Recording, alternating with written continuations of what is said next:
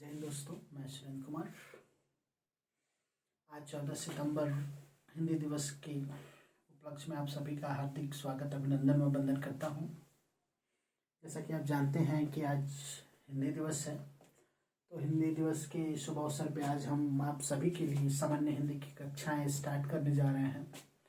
तो आइए हम इसके पाठ्यक्रम की चर्चा आज कर लेते हैं। इसके बाद एक एक पाठ्य को हम लोग आगे बढ़ते हुए इसको पूरा करेंगे।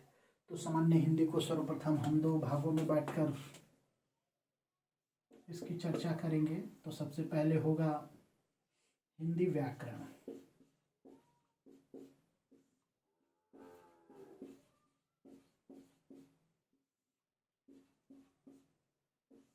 पहले भाग में हिंदी व्याकरण के बारे में जानेंगे और हिंदी व्याकरण में हमें क्या क्या पढ़ना है उन अध्यायों को लेके चलेंगे। तो सबसे पहले हिंदी वर्णमाला बोध। पहले अध्याय में हम हिंदी वर्णमाला बोध के बारे में जानेंगे। दूसरे अध्याय में हिंदी शब्द रचना की चर्चा करेंगे, ठीक है। और तीसरे अध्याय में हिंदी वाक्य रचना। और चौथे अध्याय में हम लोग पढ़ेंगे हिंदी वाक्य दोष, ठीक है दोस्तों। और पांचवें अध्याय में हम लोग पढ़ेंगे संधि। और छठे में हम लोग पढ़ेंगे समास। छठे में हम लोग समास पढ़ेंगे। और आगे बढ़ते हुए सातवें में हम लोग पढ़ेंगे उपसर्ग। उपसर्ग की चर्चा करेंगे। आठवें अध्याय में हम लोग प्रत्यय की चर्चा करेंगे।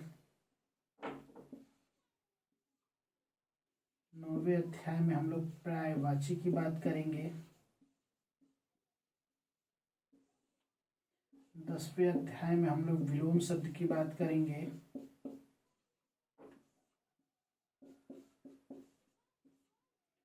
11वें अध्याय में हम लोग वाक्यांशों के लिए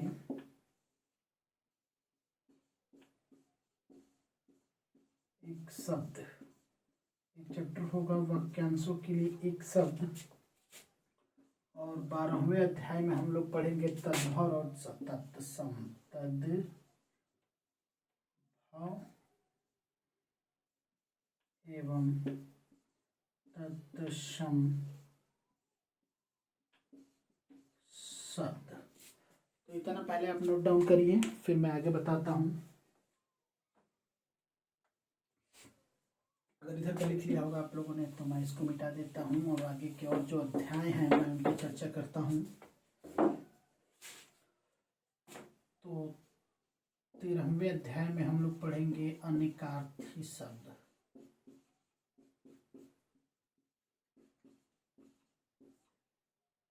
अनेकार्थी शब्द की चर्चा करेंगे। चौथे अध्याय में हम लोग करेंगे समुच्चारित,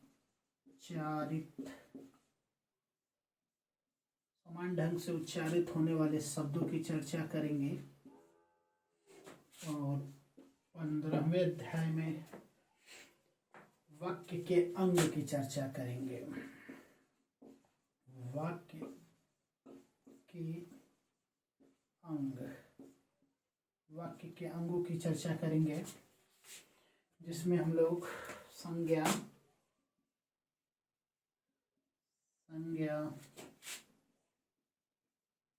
सर्वनाम,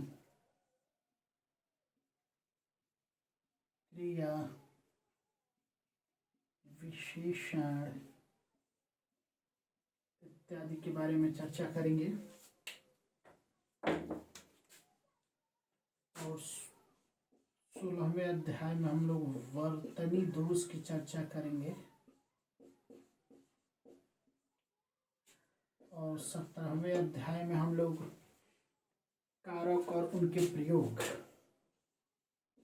कारक एवं उनके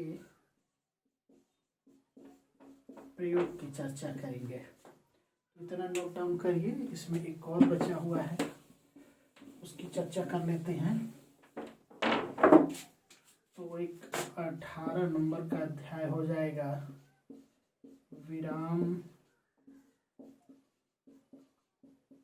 चिन्ह का प्रयोग। तो इतना नोट कर लीजिए, आप लोग नोट कर लीजिए, तब आगे बढ़ते हैं। अब पार्ट दूसरा या भाग दूसरे की बात करेंगे। भाग दूसरे में जब हम लोग बात करेंगे तो इसका होता है हिंदी काव्य शास्त्र। इसमें बहुत ही इम्पोर्टेंट होता है ये, इसमें से ज़्यादा ही क्वेश्चन आते हैं। और इसमें 3 अध्याय होते हैं। पहला होता है रस, दूसरा होता है अलंकार और तीसरा होता है छंद। तो आप लोगों ने भी सामान्य हिंदी के पाठ्यक्रम की चर्चा की है।